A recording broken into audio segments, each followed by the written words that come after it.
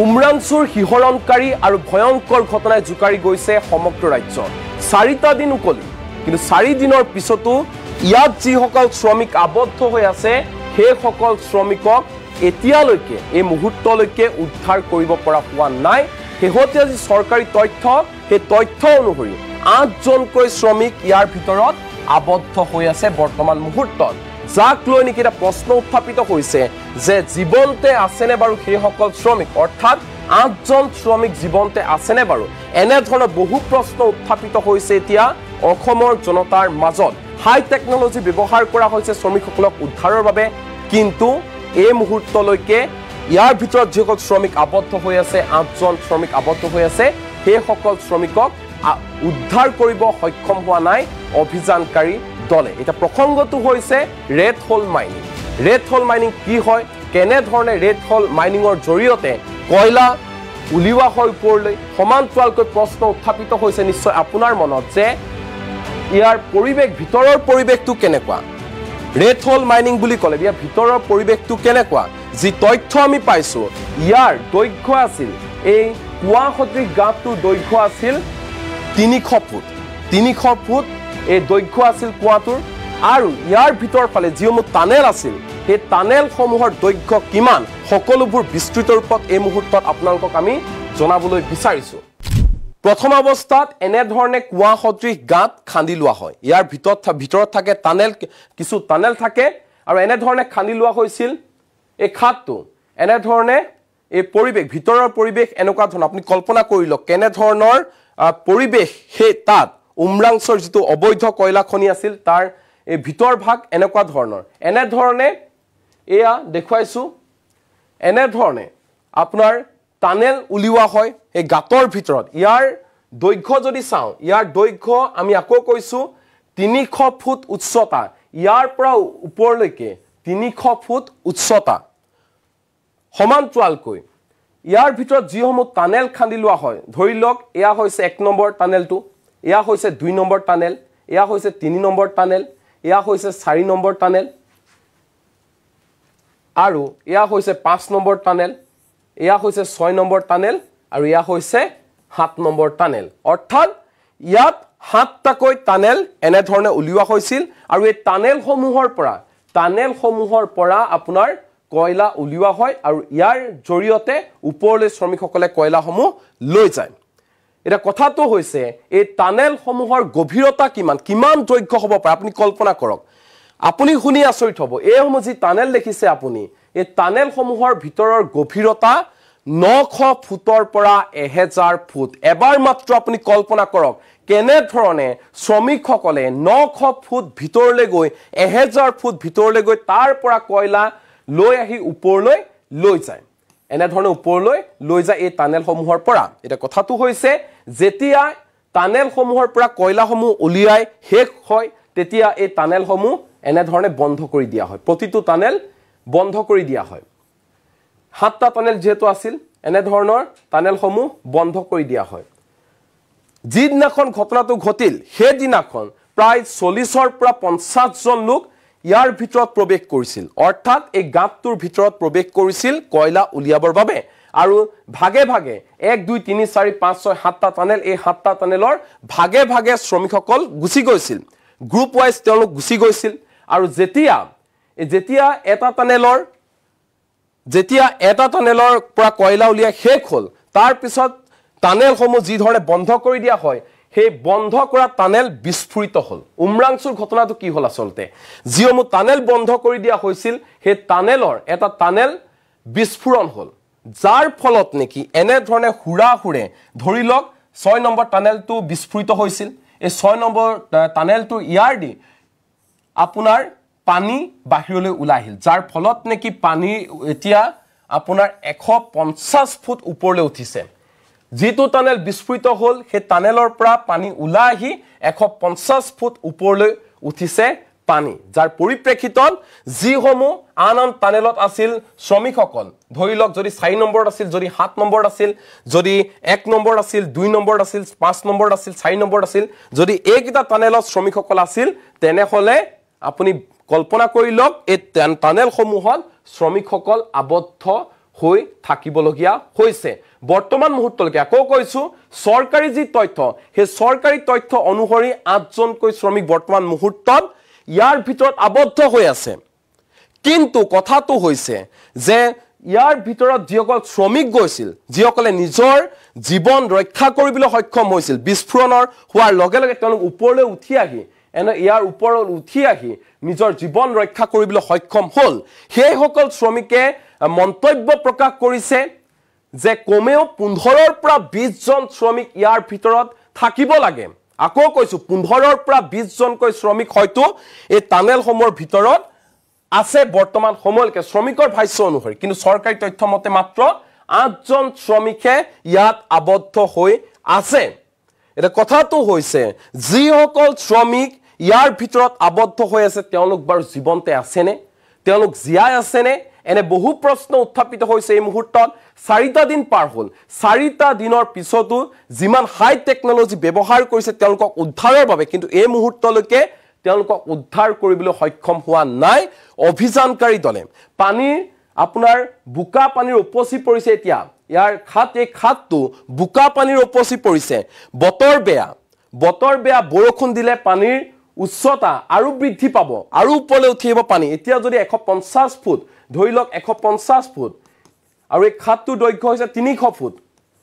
পানী 150 ফুট পৰ্যন্ত উঠি আহিছে যদি বৰষুণ দিয়ে যদি ধাৰাখাৰ বৰষুণ দি থাকে তেনেহলে এই পানী আৰু ওপৰলৈ উঠি আহিব এই খাতটোৰ ওপৰলৈকে হৈ যাব পাৰে এনে ধৰণৰ সন্দেহ ব্যক্ত কৰা হৈছে এতিয়া কথাটো হৈছে এই টানেলসমূহত আবদ্ধ হৈ থকা শ্ৰমিকসকলক সুকলমে অভিযানকাৰী দলটোৱে উদ্ধাৰ কৰিব পাৰিব জানো কাৰণ পানীৰ যিটো উচ্চতা যিমান ওপৰলৈ উঠি আহিছে 150 ফুট বুলি কোৱা হৈছে কিন্তু বুকা পানীৰ উপচি যেহেতু আহিছে কমেও 170-80 ফুট ওপৰলৈ উঠি আহিছে বৰ্তমান মুহূৰ্তত পানী এটা যিসকল শ্ৰমিক আছে তেওঁলোকক ৰক্ষা কৰিব পাৰিব জানো অভিযানকাৰী দলে এই শ্ৰমিকসকলৰ যি পৰিয়াল আছে পৰিয়ালৰ মাজত হাহাকাৰ অৱস্থাৰ সৃষ্টি হৈছে কাৰণ নিজৰ ঘৰৰ মানুহজন কয়লা খনিত কাম কৰিবলৈ গৈছিল আৰু কয়লা খনি যিটো কয়লা খনি আছিল সম্পূৰ্ণ অবৈধ এইটো কয়লা খনি ইয়াত নাম হাঙুৰ খাইছে দেৱলাল গাৰ্লুছাৰ পত্নীৰ নামত আছিলে অবৈধ কয়লা খনিটো কিন্তু উচ্চতম ন্যায়ালয়ে ইতিমধ্যে অসম মেঘালয়কে আদি কৰি ৰেড হোল মাইনিং য'ত হয় সেইসমূহ সম্পূৰ্ণ অবৈধ বেআইনী বুলি ইতিমধ্যে উচ্চতম ন্যায়ালয়ে ঘোষণা কৰিছে কিন্তু তাৰ পিছতো কেনে ধৰণে এই অবৈধ কয়লা খনিটো চলি আছিল হেলৈ প্ৰশ্ন উত্থাপিত হৈছে এই ঘটনাৰ সৈতে কোন জড়িত হৈ আছে তাতোতকৈ ডাঙৰ কথা আৰক্ষীয়ে প্ৰশাসনে হেনু গমিয়ে নাপায় যে উমৰাংছত এনে ধৰণৰ ৰেড হোল মাইনিং আছে অবৈধ কয়লা খনি আছে হেয়া প্ৰশাসনে গমিয়ে নাপায় আমি ক'ব বিচাৰিছো ৰাজ্যৰ মুখ্যমন্ত্ৰী ডক্টৰ হিমন্ত বিশ্ব শৰ্মাই নিজে প্ৰত্যক্ষভাৱে এই সমগ্ৰ বিষয়টোত সোমাই পৰিছে হিমন্ত বিশ্ব শৰ্মাৰ ফালৰ পৰা স্পষ্ট ৰূপত কোৱা হৈছে এই অবৈধ কয়লা খনিৰ সৈতে জড়িত কোনো লোক হাৰি যাব নোৱাৰে প্ৰশ্ন হৈছে দেৱলাল গাৰ্লুছাৰ পত্নী হাৰি যাব নেকি দেৱলাল গাৰ্লুছা মুখ্যমন্ত্ৰী হিমন্ত বিশ্ব শৰ্মাৰ ঘনিষ্ঠ হোৱাৰ সুবাদতে বাছি যাব নেকি দেৱলাল গাৰ্লুছাৰ পত্নী এনে ধৰণৰ প্ৰশ্ন এই মুহূৰ্তত উত্থাপন কৰিছে বিৰোধীয়ে আমি আকৌ কৈছো এই যি টানেলসমূহতে আবদ্ধ হৈ আছে শ্ৰমিকসকল ধৰি লওক সৰকাৰি তথ্য মতে 8 জনকৈ শ্ৰমিক আবদ্ধ হৈ আছে কিন্তু শ্ৰমিকৰ যি ভাষ্য যিসকলে কথমপি প্ৰাণ ৰক্ষা কৰি ইয়াৰ পৰা টানেলৰ পৰা ওলাই ওপৰলৈ উঠি আহিবলৈ সক্ষম হ'ল সেইসকল শ্ৰমিকৰ ফালৰ পৰা ভাষ্য প্ৰদান কৰা হৈছে সাংবাদিকৰ আগত যে কমেও 15 পৰা 20 জনকৈ শ্ৰমিক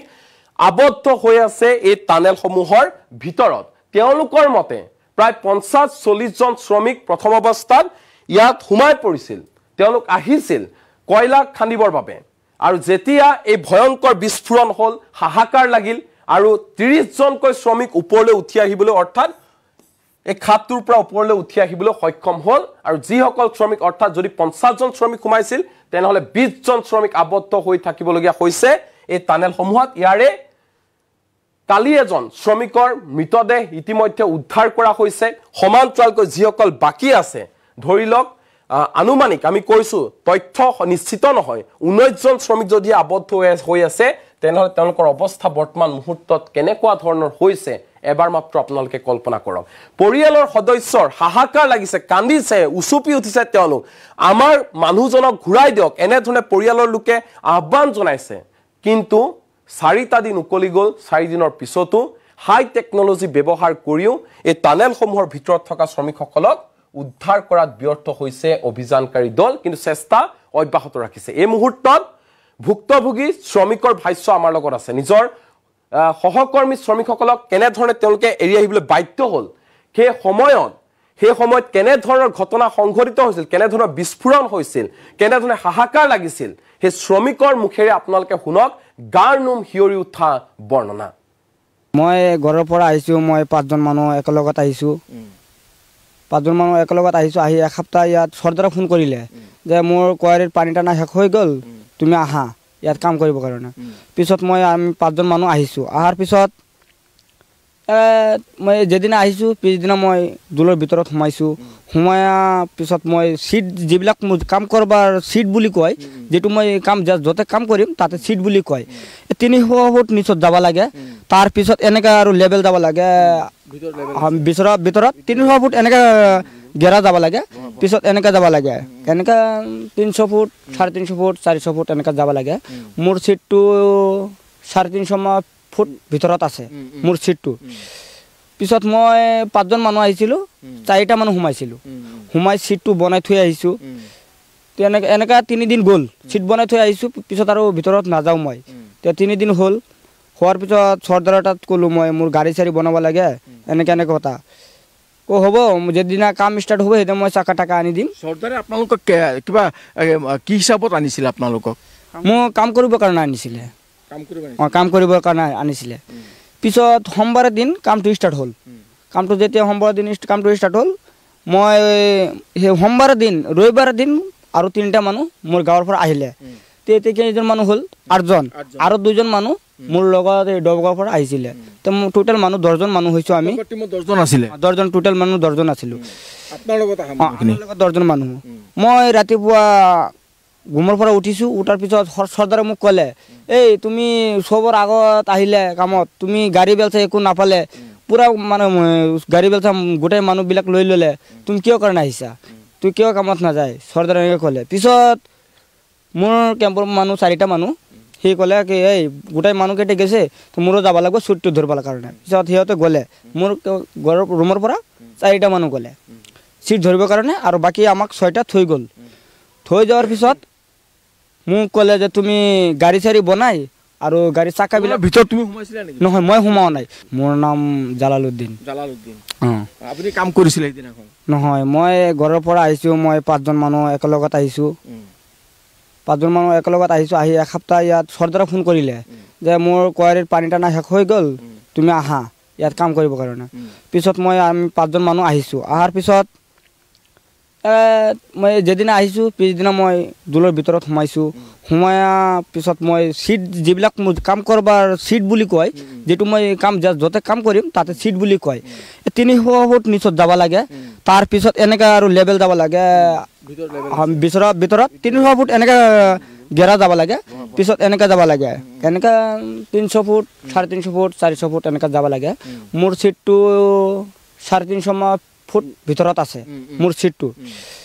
পিছত মই 5জন মানুহ আহিছিলোঁ 4টা মানুহ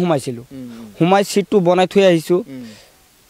এনেকা 3 দিন গ'ল সিট বনাই থৈ আহিছোঁ পিছত আৰু ভিতৰত নাযাওঁ মই 3 দিন হ'ল হোৱাৰ পিছত চৰ্দাৰৰ তাত ক'লোঁ মই মোৰ গাড়ী চাৰি বনাব লাগে এনেকা কথা হ'ব যেদিনা কাম ষ্টাৰ্ট হ'ব সেইদিনা মই টাকা আনি দিম চৰ্দাৰে আপোনালোকক কিবা কি হিচাপত আনিছিলে আপোনালোকক মোক কাম কৰিবৰ কাৰণে আনিছিলে কাম কৰিবৰ কাৰণে আনিছিলে পিছত সোমবাৰৰ দিন কামটো ষ্টাৰ্ট হ'ল কামটো যেতিয়া সোমবাৰৰ দিন কামটো ষ্টাৰ্ট হ'ল মই সেই সোমবাৰৰ দিন ৰবিবাৰৰ দিন আৰু 3টা মানুহ মোৰ গাঁৱৰ পৰা আহিলে কেইজন মানুহ হ'ল 8জন আৰু 2জন মানুহ মোৰ লগত ডবগাঁৱৰ পৰা আহিছিলে তো টোটেল মানুহ 10জন মানুহ হৈছোঁ আমি 10জন টোটেল মানুহ 10জন আছিলোঁ আপোনাৰ লগত 10জন মানুহ মই ৰাতিপুৱা ঘুমৰ পৰা উঠিছোঁ উঠাৰ পিছত চৰ্দাৰে মোক ক'লে এই তুমি চবৰ আগত আহিলে কামত তুমি গাড়ী বেলচা একো নাপালে পুৰা মানে গাড়ী বেলচা গোটেই মানুহবিলাক লৈ ল'লে তুমি কিয় কাৰণে আহিছা তুই কিয় কামত নাযায় চৰ্দাৰে এনেকৈ ক'লে পিছত মোৰ কেম্পৰ মানুহ 4টা মানুহ সি ক'লে কি এই গোটেই মানুহকেইটা গৈছে তো মোৰো যাব লাগিব চুটটো ধৰিবৰ কাৰণে পিছত সিহঁতে গ'লে মোৰ ঘৰৰ ৰুমৰ পৰা 4টা মানুহ গ'লে চিট ধৰিবৰ কাৰণে আৰু বাকী আমাক 6টা থৈ গ'ল